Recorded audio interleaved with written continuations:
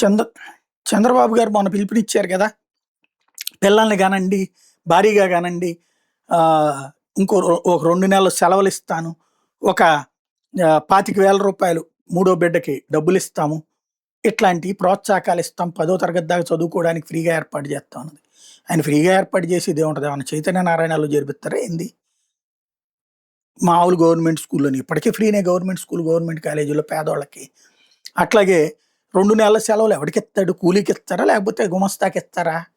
Government ఉద్యోగం చేసేవాడుంటే ఇస్తారు. ఎమ్మెల్యేలకి, ఎంపీలకి ఆల్రెడీ సెలవులే కదా ఉండేది వాళ్ళకి కావాలనుకుంటే గనక. కాబట్టి అదేం గాదు. ఊరికనే పాపం సిపిఐ రామకృష్ణ గారును, వైసీపీ రాచమల్లు గారు ఏదో బాధపడుతున్నారు.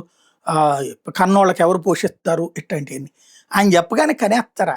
జనాలంతా ఎర్రోళ్ళే ఏంది? చంద్రబాబు నాయుడు చెప్పగానే, అయ్యో! ఆయన కనమన్నాడని కనేయడం, ఆయన ఆపమన్నారని ఆపేయడం అనేటటువంటిది. పేదవాడి దగ్గర నుంచి పెద్దోడి దాకా ప్రతి ఒక్కడికి వాడి కుటుంబ ప్లానింగ్ ఆడికుంటది. ఎక్కువ మంది పిల్లలు కావాలంటే కంటారు. అప్పుడు చంద్రబాబు చెప్పినా ఆపరు. కనకూడదనుకుంటే బాబు గాదు నరేంద్ర మోడీ వచ్చి చెప్పినా ఆపరు. రేపు నేను పోషించగలను అంటే కంటారు. పోషించలేను అనుకుంటే కనరు.